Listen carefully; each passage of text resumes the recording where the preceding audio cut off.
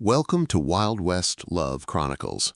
This time, I'm going to tell you a story that is both deeply touching and incredibly thrilling. Let's listen closely and feel every moment together. The wind carried the desert's voice, low and coarse like a whisper made of sand. It tugged at Colter Vane's coat as he stepped off his horse, boots crunching dry gravel, eyes sweeping across the broken earth ahead. The last rays of sun slid down the back of the ridge, bleeding gold and copper into the dust. He raised a hand to shield his face, squinting past the silhouette of his gelding as the animal shifted restlessly. He knelt beside a hoofprint, shallow, fresh, a little uneven. The Mustang had come through not long before. The limp was real. Colter had tracked it for most of the afternoon, not to catch it, but to follow something wild and untouchable. Maybe it was the way the beast moved that called to him, unbroken, alone, just like he was. He rose slowly, brushing grit from his knees, and listened. There it was again. Not hoofbeats, not wind, something else. A sound too still to be an animal, a breath, faint and close. Colter's hand slid instinctively toward his revolver. His gaze drifted toward a clutter of boulders not far off the trail, just high enough to cast deep shadows, just narrow enough for something or someone to hide. He moved slowly, boots whispering against the sand. As he drew closer, he saw the opening, a natural crevice in the rock face, narrow and dark. The smell of dry earth and old animals clung to it. A den. Maybe coyotes, maybe worse. He took another step, voice low but firm. If you're man enough to hide, be man enough to step out. Nothing, no rustle, no reply. He stepped closer, letting his free hand brush the edge of the rock. The silence inside was heavy. Then, movement. Soft, cautious. A hand appeared first, fingers trembling, dirt embedded deep beneath the nails. Then came the face. She looked half dead. A woman. Young, but her eyes held years more than her body should have known. Her cheeks were hollow, skin bruised, one side of her lip split and crusted. Hair tangled and matted, hung around her face. She didn't speak, didn't cry. She just stared. A knife trembled in her grip, held not like a weapon but like a rope she refused to let go of. Colter didn't lower his hand from the gun. "Easy," he muttered. Still, no words. He'd seen scared before.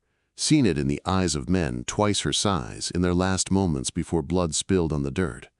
But this wasn't fear of death. This was fear of being taken back. He kept his voice even. "You alone?" No answer. She looked at him like a deer too tired to run. Her eyes weren't wild. They were empty, hollowed out. Colter studied the rocks behind her. Nothing but shadows and a scattering of old bones. No trap, no ambush. He exhaled slow and let his hand fall from the revolver. "You hungry?" She blinked once, as if the word had broken some fog inside her. He reached into his coat pocket and pulled out a strip of jerky, holding it between two fingers. He didn't toss it. He set it gently on the ground a few feet from the mouth of the den, then backed away. "Take it or leave it," he said. "But I ain't staying." He turned and walked back to his gelding, climbed into the saddle, and began to ride off slow, letting the sound of hoofbeats blend with the rising wind. 5 minutes passed, then 10, then the sound behind him. Soft footsteps, bare feet on sand. He looked over his shoulder. She was following him. He didn't stop, just slowed. She followed him through the rest of the dusk, keeping 5 or 6 paces behind, limping on one foot, her knife still in hand. She didn't speak, didn't ask for help. When the moon came up silver and full, Colter finally pulled the gelding to a halt near a small rise of dry brush and set camp. He didn't ask her to join him, but she came, kneeling across the firelight without a word, hands folded in her lap, eyes watching the flames like she expected them to vanish. She hadn't stopped shaking. He tossed her a blanket. She hesitated, then wrapped it around her shoulders, as if it might dissolve if she blinked too long. He let the silence stretch between them, only the crackle of the fire and the night wind filling the space. Then he said, "You got a name?" "Nothing." He glanced at her. She was staring at the ground. Then she picked up a stick and began to draw. A small bird. Wings stretched, beak open. A wren. He watched her fingers move through the dirt, delicate but certain. "That's you?" She gave one single nod. "All right then," he said. "Wren it is." He leaned back against his saddle and let the fire warm one side of his face. The sky was wide open above them, stars blinking like old memories. Coyotes called somewhere out in the Black Hills. He closed his eyes, tried to sleep, but the quiet was too deep. Not dangerous, just haunted. Somewhere behind him he heard her shift. Then stillness again. Sometime past midnight, he woke to soft, breathless sounds, not words. A nightmare, with no voice. She writhed in her blanket, her mouth open but silent, eyes squeezed shut. He moved closer, slowly, carefully. "Wren," he said. She jolted awake, gasping. Colter froze. She grabbed her knife, but didn't raise it. "Just a dream," he said. "You're all right." She looked at him, chest rising and falling fast. Her eyes shimmered with something he didn't recognize. Not fear, not relief, maybe both. She sat up, pulled her journal from beneath the blanket, and opened it. He hadn't seen it before. She'd kept it hidden close to her chest. She flipped a few pages, then stopped, turned the book so he could see. There it was. Drawings. Crude, but clear. A man standing over a woman. Blood on the floor. A house. A signature. A scream. Her scream. And then silence. Colter stared. He didn't speak. Didn't need to. She closed the book, held it tight, and leaned her head against her knees. He said nothing, just tossed another log on the fire. Before they turned in again, Wren picked up her stick once more. She drew a figure this time, a tall man with a gun and a crooked hat, standing next to a smaller one kneeling, with a trail of red between them. Off to the side, a woman cried. Colter's breath caught. That was no dream, that was memory. He looked across the fire at her, his voice quiet, steady. "I don't know what you've done, or who's hunting you," he said. "But if they're the kind that'd put a girl like you in a hole and leave her to starve, then maybe it's them that need running from." She met his eyes, and for the first time since he'd found her in that den of rock and bone, she smiled, just a little. Colter Vane hadn't meant to ride this far south, but the girl, the woman, kept following him like her silence was a thread, tethering him to something he wasn't ready to name. He'd given her a scrap of jerky and walked away. That should have been the end of it. He should have kept riding into the dusk and left her to whatever fate waited in the canyons. But she'd limped after him, barefoot and bloodied, clutching that little blade like he could fend off every devil in the territory. He didn't say a word when he saw her shadow behind him, just slowed the gelding and let her catch up. By morning, they were a pair, without speaking a single vow. They made camp near an old mining outpost long abandoned to rust and ghosts. The wooden beams leaned like tired men, and scraps of iron rail peeked from the sand like broken ribs. Colter built a small fire from mesquite and dry grass, his movements measured and quiet. The woman sat across from him, knees tucked to her chest, watching his hands. She never blinked when the flames caught. She didn't seem afraid of the fire. He tried not to look at her too long, but he noticed things. How she moved slow, like she was waiting for a blow. How her eyes scanned every shadow like they might come alive. He laid his rifle within reach and offered her half a tin of beans. She didn't thank him. She didn't smile. She just nodded once and ate like a ghost, remembering what it meant to be alive. The wind sang through the broken slats of the shack behind them. Coyotes called in the distance. She flinched every time they cried. Colter took a sip from his canteen and let the silence stretch. He was used to quiet. He'd ridden for weeks sometimes without saying a word. But her silence wasn't the same. Hers was full of things unsaid, thick with memory. "You got a name?" he asked. She blinked at him. Her lips moved, but no sound came. She looked down, ashamed. Then she picked up a stick and began scratching in the dirt. A bird. small, wings outstretched, a wren. He tilted his head. "That you?" She nodded.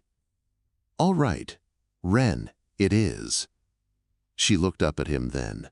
Something passed between them. Not warmth, not yet, but a recognition.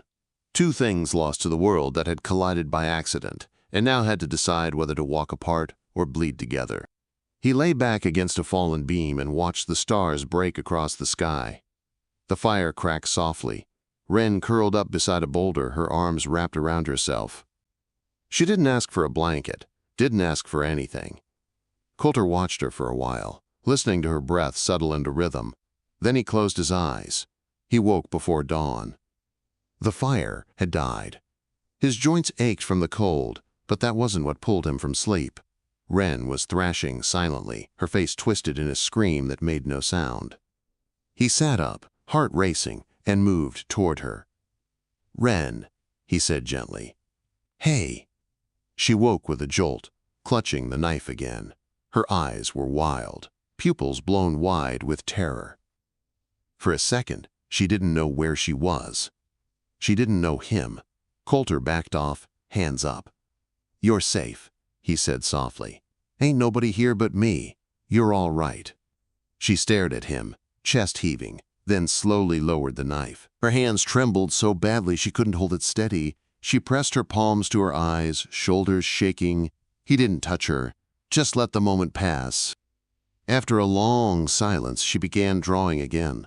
This time it was two figures, one tall, holding something long, the other smaller, kneeling, a line of red between them. "Your mother?" he asked. She didn't look up, just nodded once. Colter exhaled through his nose. He didn't ask more, didn't need to. He understood what that kind of loss did to a person, what it left behind. They broke camp without speaking. The desert stretched out ahead, painted gold by the rising sun. Colter had no real plan, no destination, but he couldn't leave her now, not after the things she'd shown him without ever speaking a word. They reached a dry ridge by midday.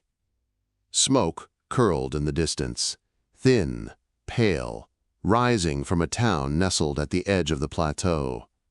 Wren tensed when she saw it. Colter watched her. "You recognize it?" She hesitated, then nodded. Her hands moved, fingers slicing across each other, then forming a circle with one hand and tapping the other. Colter didn't know what it meant, but it looked like pain. "Bad place?" She nodded again. "All right, we'll keep wide." They skirted the edge, keeping the wind in their favor. Colter could see the saloon sign from a distance. A few men on the porch. Horses hitched. It was no boomtown, but it was busy enough to draw eyes. He didn't want eyes. They camped again in a canyon 2 miles west. This time, Wren built the fire. He watched as she shaped the rocks, layered the kindling. Her hands remembered how. She'd survived out here on her own, long enough to know the land's rules. That night, Colter heard riders. He killed the fire with his boot, motioned for Wren to duck. They crouched together behind a fallen log as 3 men passed above the canyon ridge. Voices carried. One had a northern accent. Another had a cough, like a dying mule. "She's got to be close," one said. "Bale wants her back before she slips any farther west." Colter's stomach turned. He looked at Wren. She was curled small, face pale. She knew the voices. "Keep moving," the other said. "Don't matter if she's mute. She's seen it. That's enough." They vanished into the darkness. Wren didn't move until long after the hoofbeats were gone. Then she crawled out, shaking, and looked at Colter. He lit the fire again once they were sure it was safe. She sat close, hands near the warmth. "Bale?" Colter muttered. "That a name I should know?" She nodded, then began scratching in the dirt again. This time the drawing was more detailed. A man in a hat, sharp-angled face, a house behind him, money symbols, a gun, a crying woman. Colter stared at the sketch, jaw tight. He understood enough. He hurt your family? She didn't move. Or had someone else do it? Still, she didn't answer. He leaned back, sighing. The fire crackled and threw light against the rocks. "I done a lot of bad things," he said. "Things I don't take pride in. War makes devils of decent men. But if there's one thing I hate more than the law, it's men who hurt women and get away with it." Wren looked at him, brows furrowed. Her eyes softened just a little. Colter didn't say more. He didn't make promises. Not yet. But she saw something shift in him. They left before dawn. The town wasn't safe anymore. They crossed 3 ridges and a riverbed before the sun hit its peak. Wren moved like she was used to long distances, though her limp was worse now. Colter offered his horse. She shook her head. By nightfall, they reached a hollow under a cliff where an old priest once lived. Colter had passed through here before. There was a stone cross half buried in the dirt and a bell tower with no bell. They slept in the shadow of the chapel. Wren dreamt again, her face tight, hands clenched. Colter stayed awake, watching, remembering nights like this, when his own demons clawed behind his eyes. When morning came, she was already awake. She sat at the edge of the stone, watching birds move across the sky. He came up beside her and handed her a piece of jerky. "You draw good," he said after a moment. "Ever think about keeping it all down? A journal or something?" She pulled a small book from inside her shirt. He blinked. "You already are." She handed it to him. He opened the pages slowly. Drawings filled them. Some vivid, some frantic. A house with flowers by the porch. A woman's face, soft and kind. A man with eyes like a snake. Fire. A noose. Her own face, mouth open in a scream with no sound. Colter closed the book and handed it back. "You hold on to that," he said. "It might be what keeps you alive." Wren looked at him, then nodded once, solemn. The wind changed by noon. Smoke again, closer this time. They packed quickly. Wren paused at the edge of the clearing and pointed to the ridge above. She drew a line across her throat. "Ambush." Colter loaded his rifle. "Then we go through them," he said, teeth clenched. She looked at him like she wasn't sure whether he was mad or brave. Maybe both. They moved carefully, every step measured. Colter led, rifle raised. When they crested the ridge, gunfire snapped through the air. Dust kicked at their feet. Wren dropped behind a boulder. Colter returned fire, hitting one of the riders square in the chest. Another ran. The last fled on horseback. They didn't chase. Colter turned to her, breathing hard. "You all right?" She nodded, hands shaking. He slung the rifle over his shoulder and reached out.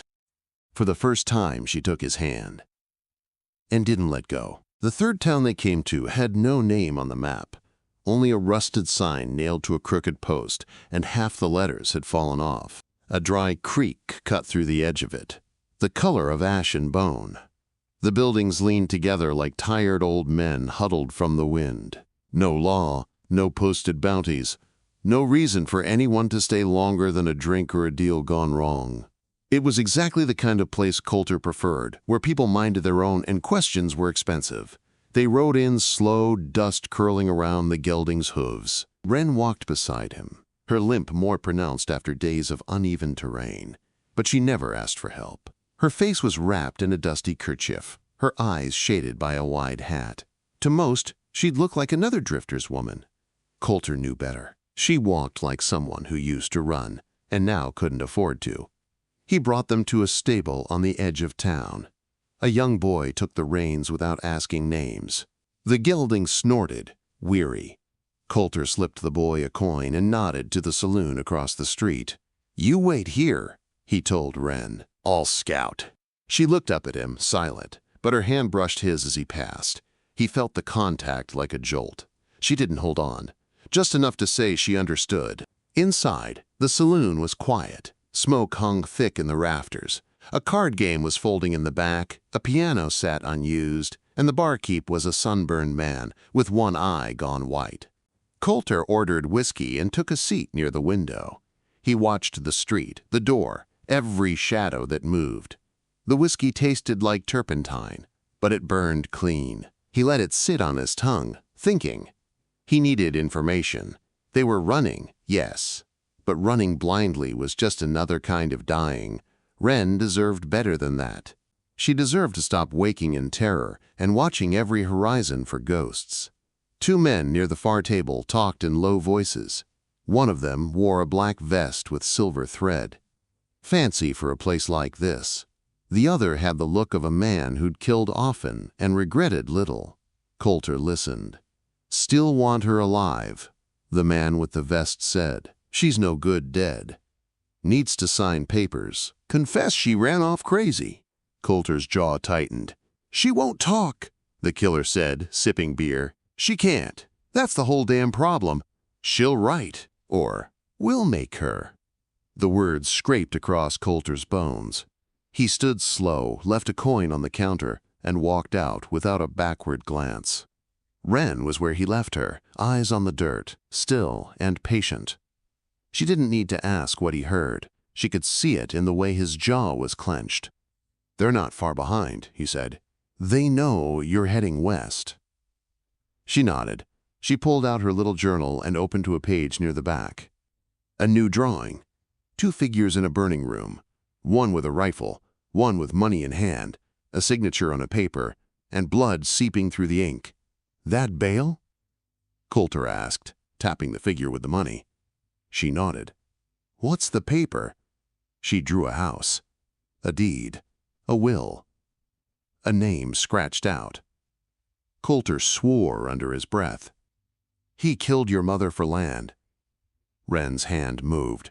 She pointed to herself, then to the paper, then mimed writing. "He needs your signature to take it legal." She nodded again.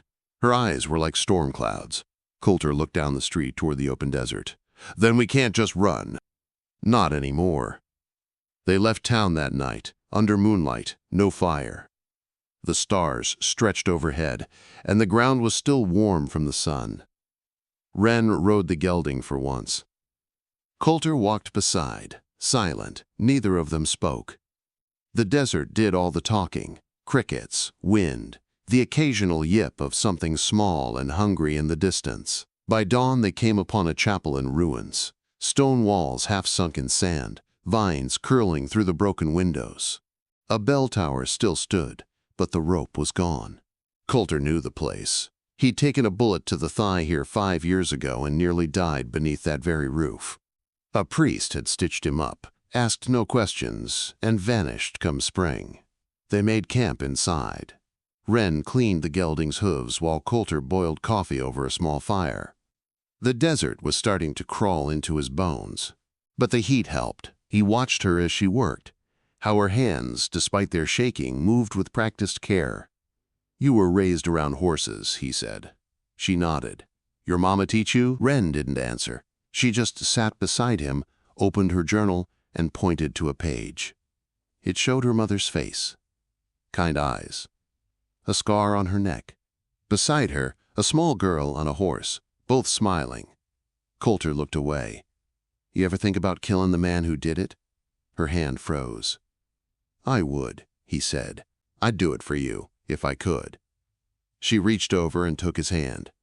Just held it. Later he went scouting. Left her with the rifle and circled the ridge. Smoke again. 2 riders. Not close, but tracking. He knew the pattern. They were fanning out, sweeping the land like hounds. Bale had put serious money behind this. Not just bounty hunters. Professionals. Colter returned just before dusk. "We've got 2 days," he said. "Maybe less. Then they'll know this canyon." Wren didn't speak. She pointed west. "There's nothing out there," he said. "Nothing but rock and bones." She shook her head. Drew a map in the sand. A house, barely marked. A cross, an X. Colter stared. "You hid something." She nodded. "What is it?" Wren paused, then wrote a single word on a torn scrap of paper. "Proof." Colter's heart kicked harder. "You have something to burn Bale down." She nodded, then mimed, digging. He grabbed his gear. "Then we ride tonight." They moved fast through the darkness, the gelding taking them both. The wind picked up, cold now, whispering secrets to the stones. Wren held tight to him, her arms wrapped around his waist, and for once he didn't feel like a man alone. By morning, they reached a rise overlooking a flat plain where a single burned-out ranch sat in ruins. The walls were black with soot, the roof collapsed. Nothing moved. Wren dismounted and limped ahead. Colter followed, rifle ready. She led him to an old well, long, dry. Beneath the stones, she pulled aside a rotten plank and reached into the darkness. Her fingers came back with a bundle wrapped in oilskin. They took it to the shade and unwrapped it together. Inside were papers, dozens, letters, a will, a journal, receipts signed in Bale's hand, all showing money moved through false fronts, stolen land, forged signatures. Her mother's blood was on the pages, literally and figuratively. Colter whistled. "This is enough to hang him twice." She pulled her journal and wrote fast. "He'll try to burn it." Colter folded the bundle and tucked it into his coat. "He won't get the chance." They buried the rest, kept only what mattered. That night, the gunmen came. They heard the hooves first, then the lantern light cutting through the dark. Colter pushed Wren into the root cellar and took position by the front beam. He counted 5 shadows. "Bring her out," a voice called. "Ain't no need to spill more blood." Colter answered with a bullet. It clipped one man's arm and sent the others diving for cover. Fire erupted. The house blazed in flashes. Wood cracked, dust flew, and Colter moved like a ghost from room to room picking shots. 2 went down. 1 screamed for his mother. Then silence. Colter's breath was ragged. His coat was scorched, but the bundle was still intact. He opened the cellar door. Wren looked up at him with wide, tearless eyes. "It's done," he said. She climbed out slowly, her hands were bleeding. He helped her sit, wrapped her fingers in cloth. She leaned against him, shaking. He held her until dawn. The next day, they buried the dead. No crosses, no names, just dirt. They headed north, toward a town where Colter knew a man with printing presses and no morals. It was time to let the truth breathe. Time to end Bale's hold. But the road would not be easy. And they both knew this was only the beginning. Colter didn't sleep the night they crossed into the mountain corridor. Even with the fire dead and Wren curled against the rocks beneath a blanket of woven wool, his hand stayed close to the grip of his revolver, his ears sharp for hooves, whispers, wind. The stolen bundle of papers pressed against his ribs beneath the coat, every breath a reminder that Bale would not stop. Not after this. They hadn't just evaded his men. They'd torn the mask from his empire. By dawn, the air had cooled to a sharp blade. Mist clung to the valley. The trail ahead cut between ridges like a scar, a path used by few. Colter had taken it once, years ago, fleeing soldiers who had mistaken him for a raider. Now he followed it again, not just for escape, but to finish what had begun in blood. Wren hadn't said a word since the ambush 2 nights before, though he saw the weight in her every movement. She'd held his coat as the flames from the old house climbed into the sky, watching the structure collapse with eyes that didn't blink. There was no satisfaction in it, no safety. She knew, just as he did, that Bale's reach extended far beyond the hills. That fire was just the beginning. They stopped near a granite shelf just before midday. The trail widened here, and below, the valley opened into a basin of grass and brush. Colter spotted a dust trail far off, riders. Maybe 2. He didn't point them out to her. She already knew.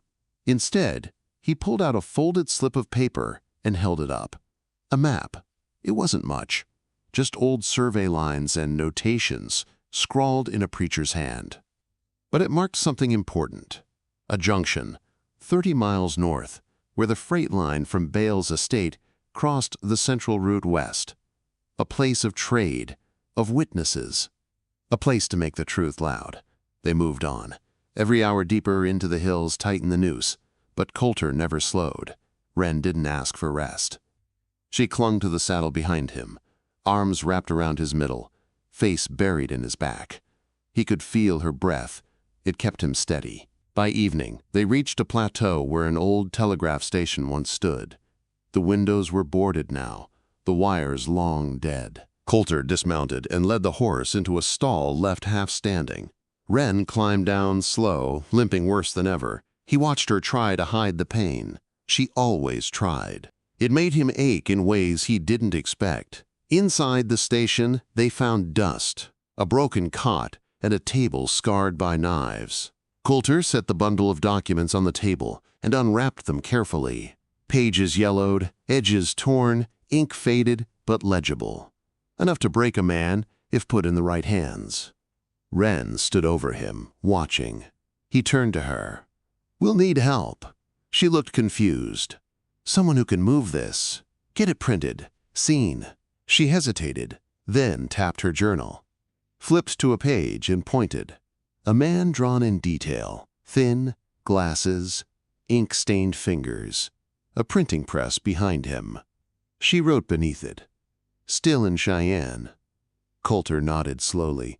If he's still alive. They camped there that night. Wren built the fire. He cooked. They didn't speak much. There was a calm between them now, a quiet born from shared pain and decision. Not comfort, never comfort, but something close to understanding. Colter woke just before dawn to the sound of thunder. But it wasn't weather. Hooves! Too many! He leapt to his feet, rifle already in hand. Wren was crouched by the wall, staring toward the ridge. A line of riders, 6, maybe 7, moved fast across the upper trail. They didn't see the station yet. But they would.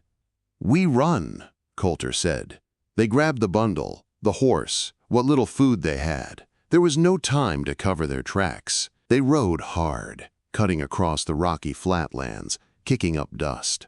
Behind them, the echo of pursuit began to rise.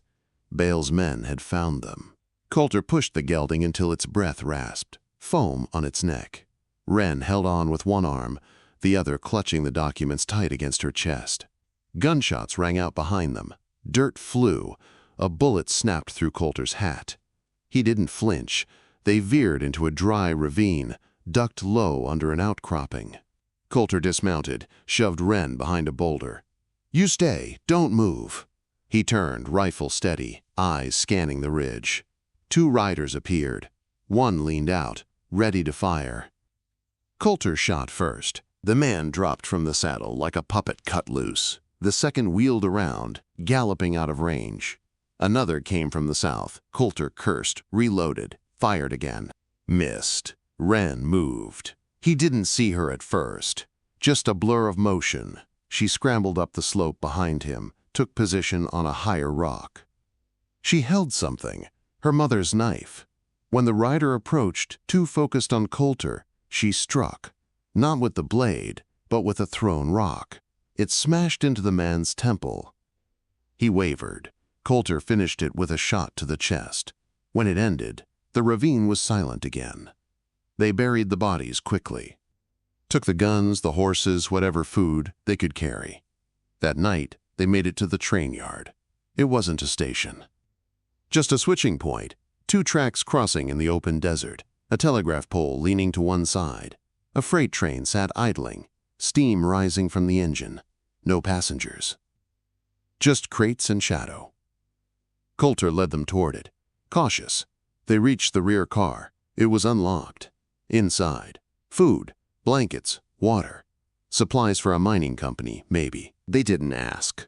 They hid there, silent, as the train began to move. Wren curled against him, head on his shoulder. He wrapped his arm around her. Her hands still shook. The train would take them to Cheyenne. To the printer. To the end. But Colter knew it wouldn't be easy. He was right. 2 days later, they reached the yard. A low whistle blew, brakes hissed, and they slipped off into the alley behind the depot. The printer lived above a butcher shop. Colter knocked 3 times, paused, knocked again. The door opened. A man in spectacles peered out, blinked. "Well, I'll be damned," he said. Colter Vane. Colter pushed Wren forward. We need you. They climbed the stairs, laid out the documents. The printer, name was Jessup, read for an hour without speaking. Then he said, "This'll ruin him." "Good," Colter replied. Jessup looked at Wren. "You the girl?" She nodded once. He pulled a key from his desk. "Back room's safe. We'll work tonight. I'll make sure the world hears her scream." She smiled. For the first time. That night, as ink pressed into paper and the old machine clattered to life, Colter watched her from the doorway. She stood beside the printer, helping feed pages, her face smudged with ink, hair loose from her braid. She looked like a woman finding herself again. But outside, in the dark, Bale's shadow moved closer. A train was coming, and it carried fire. The printer worked through the night, his sleeves rolled to his elbows and his hands black with ink, muttering to himself as the press hissed and clattered with rhythm. The smell of grease and paper soaked the air.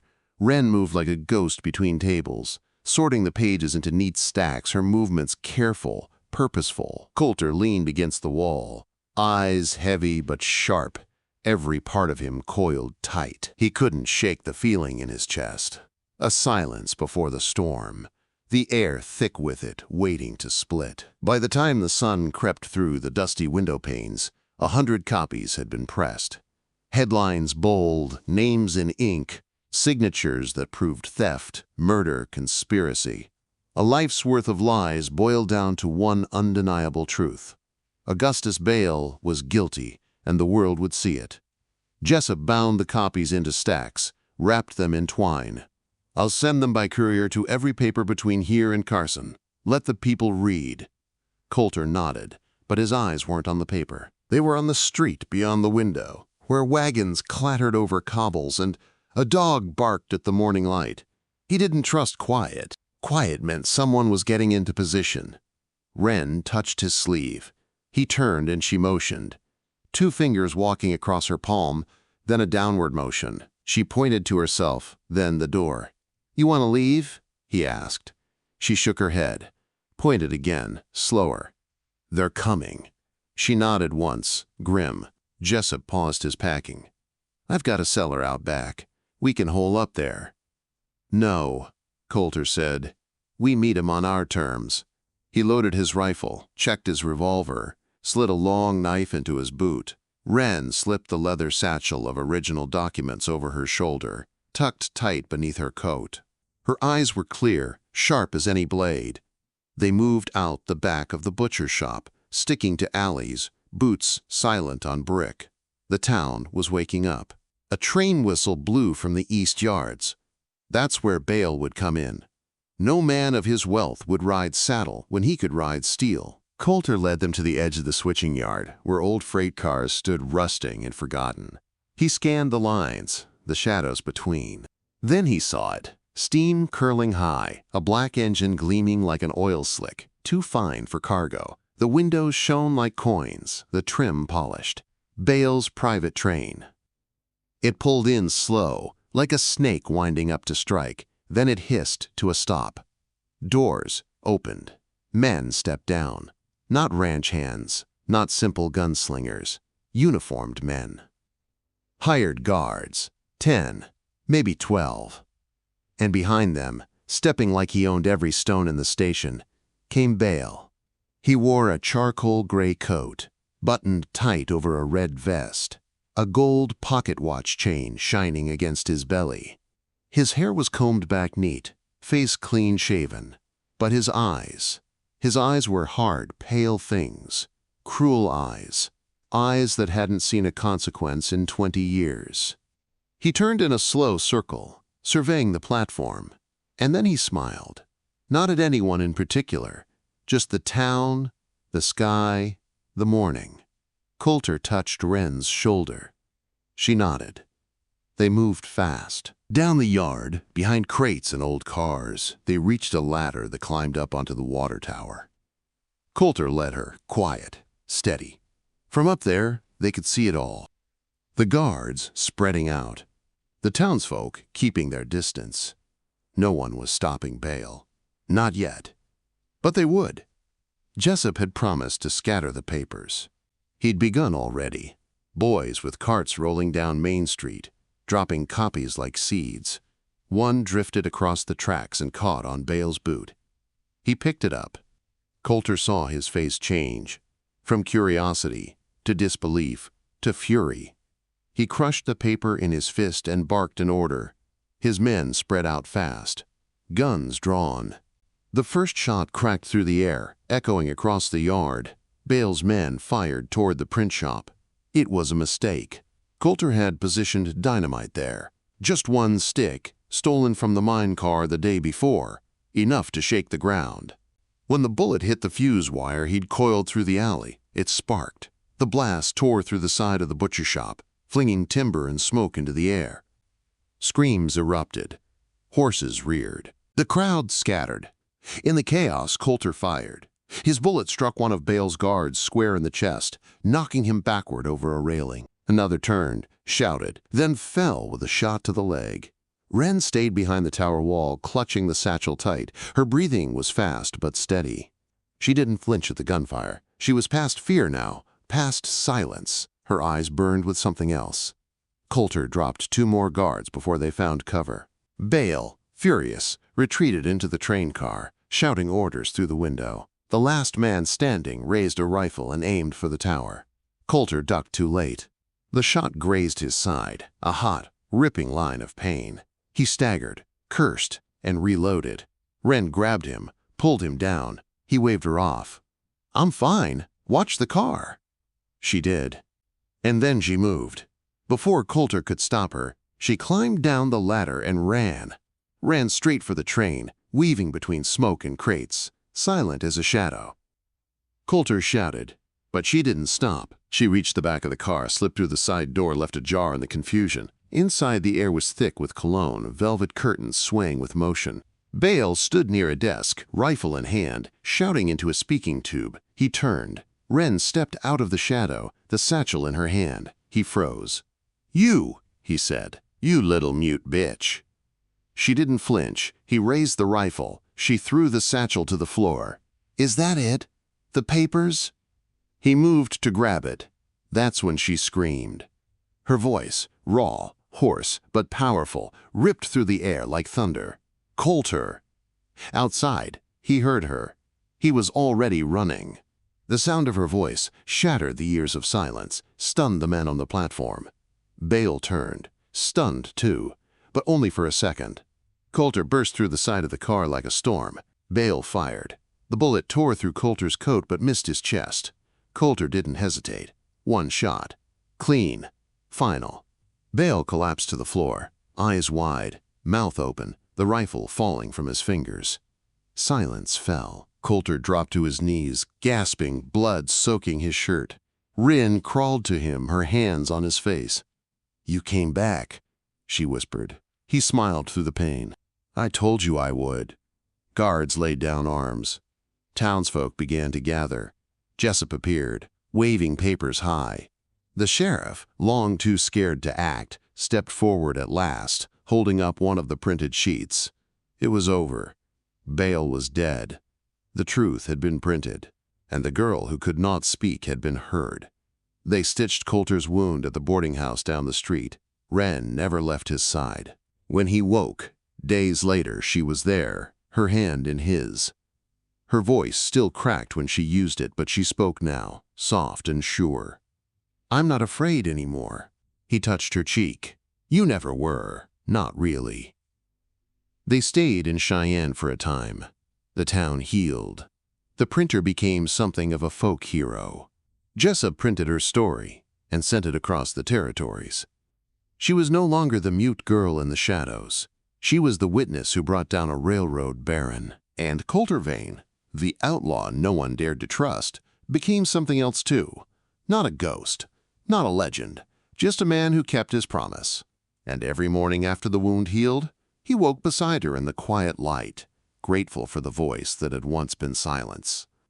In the unforgiving dust of the Wild West, where justice often rode slower than a bullet, one outlaw's loyalty and one woman's silent courage burned brighter than vengeance.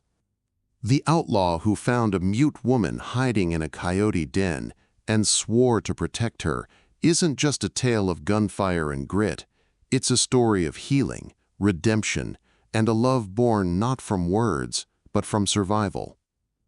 If stories like this stir something deep in your soul, tales of outlaws with honor, women with fire in their hearts, and love forged through storms, then saddle up and subscribe to Wild West Love Chronicles.